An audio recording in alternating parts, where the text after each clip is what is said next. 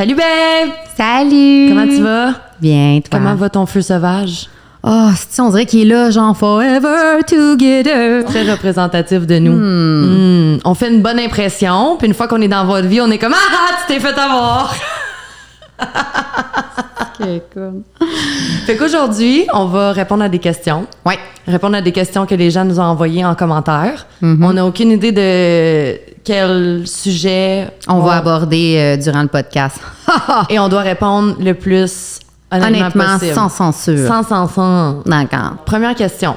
Dans les relations toxiques, professionnelles et personnelles, c'est quand qu'on met notre limite. C'est quand on est comme non, là ça suffit. Ou c'est une note Je vais limite, laisser ok. Van commencer parce qu'elle a de l'expérience en relations toxiques.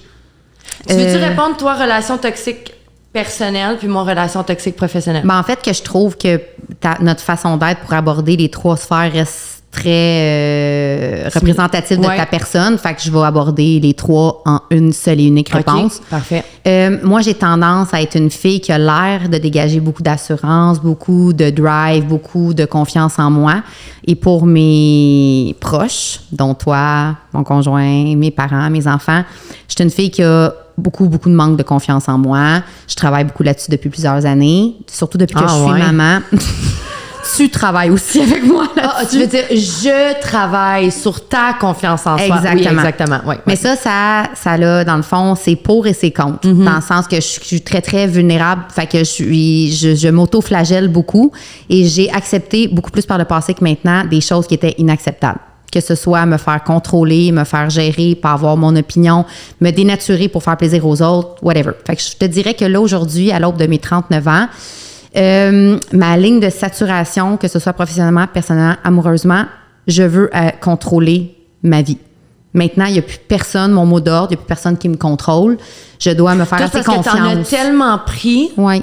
que je pense que ta ligne, elle vient avant comme la plupart des gens. Parce que t'en as tellement pris qu'à un moment donné, t'étais juste comme là, ça suffit. En fait, c'est que je me suis jamais fait assez confiance en moi-même, en mon propre jugement. Fait que Ouais. je m'entourais de gens très contrôlants. Ça me sécurisait de me faire gérer. Je croyais pas en mes propres compétences. J'avais comme besoin, c'était un sentiment de sécurité, mais en fait, c'était super néfaste pour moi. Ça me donnait jamais la chance de moi m'exprimer et être moi-même. Puis là, depuis que j'ai décidé de travailler sur moi puis me faire confiance, même si je suis moins bonne dans certains domaines, même si je prends pas toujours la bonne décision, c'est un pas vers genre la résomption. D'apprendre à comme te respecter là-dedans. Oui. Ouais. Fait que maintenant, je te dirais que c'est ça ma ligne. C'est que la minute que je vois de l'abus de contrôle dans n'importe quelle sphère, je mets mon pied à terre puis je le dis que ça me déplaît. Fait que t'as plus de tolérance, en fait. Non, j'en ai encore. Je trouve que le contrôle, il y en a de plein de facettes, de plein d'affaires. Sauf que quand je vois que c'est abusif, puis ça devient narcissique, puis que la personne, c'est tout dans son propre intérêt, peu importe là, c'est quoi la situation, là, je mets mon pied à terre, chose que je faisais pas avant. On dirait que je sais pas comment répondre à cette question-là par rapport à moi, parce qu'on dirait que ça, justement, ça dépend tellement des situations. Moi, je suis quelqu'un qui en prend beaucoup. Je pense que quand je suis comme, OK, là, ça suffit, je suis capable de mettre mon pied à T'es terre. très saine. Moi, vu de l'extérieur, je pourrais dire que toi, pour ta part, je peux pas parler pour toi, mais je trouve que amoureusement, professionnellement, personnellement, t'as eu une vie difficile, un gros parcours familial, santé et tout. Je trouve que t'es très résiliente de nature, à la base. Puis, je trouve que t'es très saine. Toi, contrairement à moi, mettons, ça t'a jamais attiré un bad boy, là.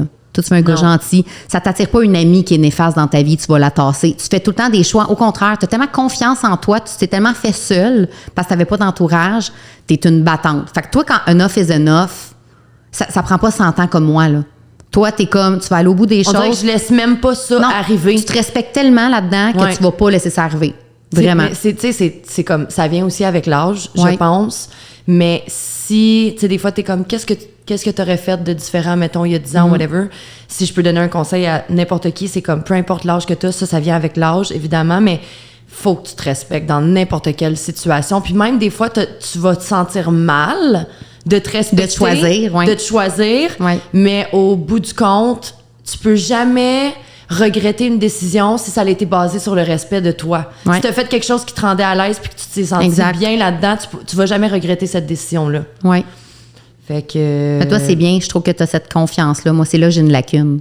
Je travaille Moi, là-dessus. Je sais pas de où c'est venu cette confiance-là. Je pense que le fait que j'habite quand même seule en appart depuis que j'ai 14 ans, fait qu'on dirait que comme la vie m'a juste Mais t'avais juste forcé toi sur qui te fier. C'est ça. C'est ça en fait.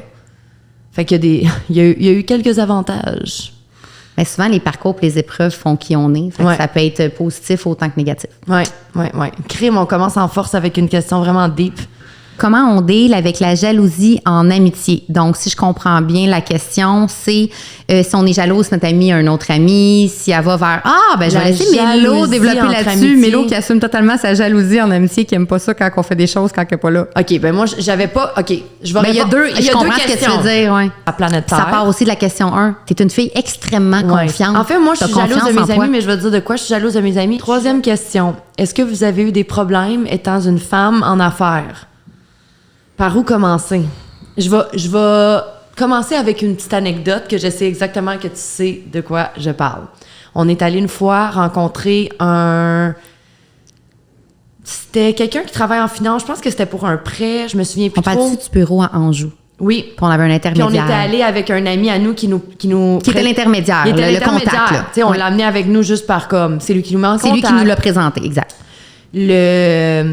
L'homme en tant que tel, qui était là pour nous aider avec notre entreprise, que ce soit nous faire un prêt ou peu importe ce que c'est, moi et Vanessa, étant les propriétaires de l'entreprise, on est assis à son bureau et il ne posait les questions sur notre entreprise qu'à notre ami intermédiaire.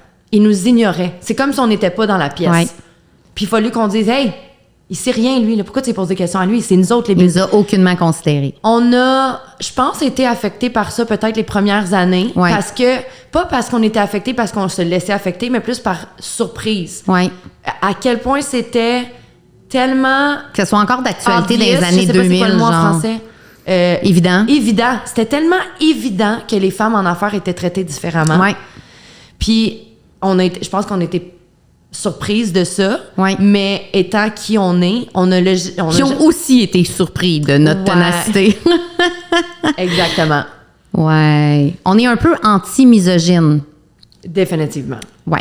Oui, Fait définitivement. que vous, les hommes qui n'aimez pas les femmes, là, on vous aime Tu sais, pas. on a nos forces, on a nos faiblesses. Est-ce que nos faiblesses sont reliées au fait qu'on n'est pas un homme? Non. C'est juste parce que tout le monde a ses forces, tout le monde a ses Exact. faiblesses. Puis, au contraire, moi, je pense que les femmes, on a vraiment notre place dans le monde des affaires.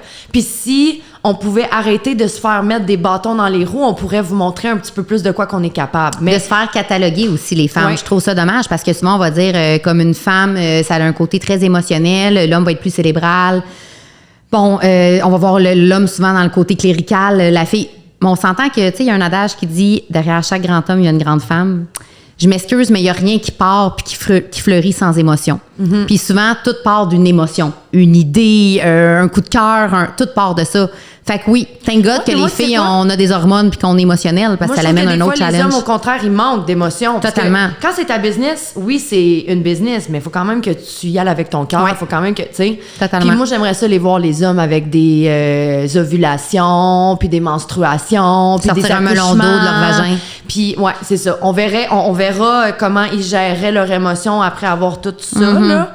Fait que non, moi, je trouve que oui, absolument, on a encore du travail à faire, mais je pense que de plus en plus, c'est comme, on se laisse pas faire. Il y a de plus en plus de... Je trouve que tout a été mis depuis quelques années. Là, je te dirais la dernière décennie, que ce soit au niveau des investissements d'entreprise, Femmes et Essor, soutien aux femmes entrepreneurs. Puis si on parle pas juste des entrepreneurs, le mouvement MeToo, toutes, maintenant, les femmes, on est considérées pour notre droit de parole, que ce soit en politique, que ce Ouais. soit genre en affaires, que ce soit n'importe quel milieu. Je trouve qu'on commence à être ça va reconnu. slow, mais au moins, ça Ouais. va. Ouais, il y a du t'sais. changement. Ouais.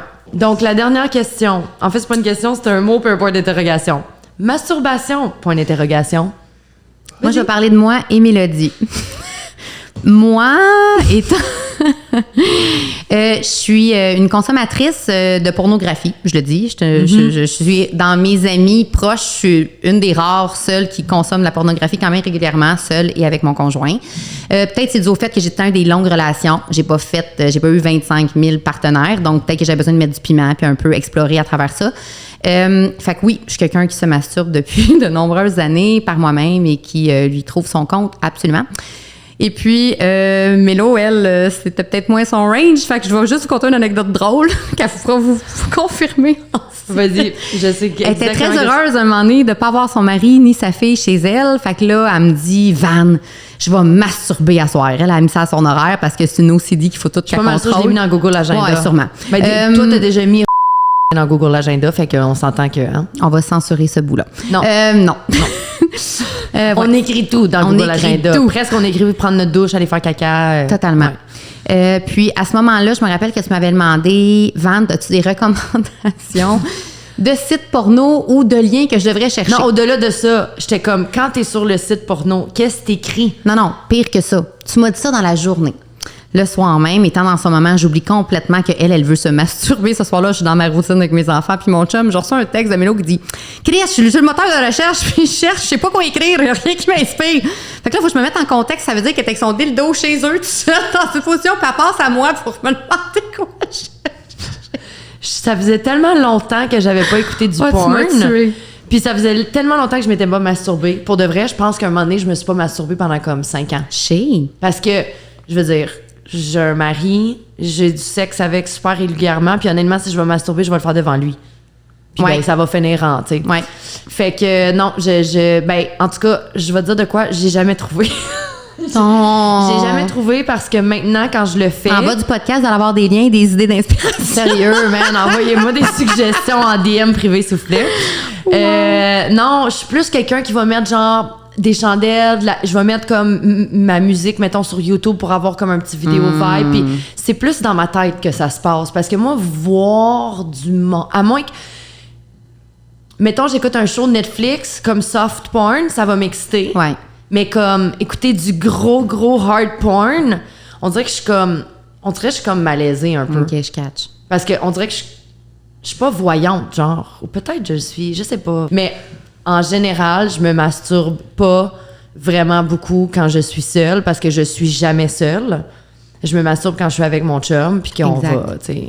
Fait que ouais. Fait que dans le fond, c'est ça pour aujourd'hui. Envoyez-nous vos suggestions de films et vidéos porno. Si vous avez d'autres questions, écrivez-les dans les commentaires. N'oubliez pas de share, like, comment, tag, partage, je l'ai dit. En tout cas, tout ce qu'il faut faire, là, faites-le. On s'en reparle.